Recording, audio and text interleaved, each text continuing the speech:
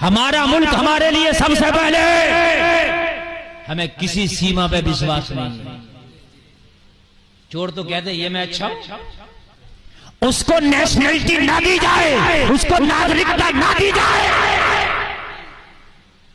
इसलिए अगर एक कवारी लड़की